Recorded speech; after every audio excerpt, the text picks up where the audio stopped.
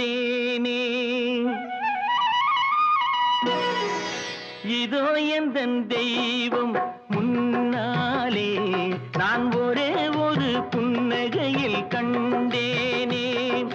பாசமுள்ள பார்வையிலே கடவுள் வாழ்கிறான், அவன் கருணையுள்ள நெஞ்சினிலே கோயில் கொள்கிறான். பாசமுள்ள பார்வையிலே கடவுள் வாழ்கிறான், அவன் கருணையுள்ள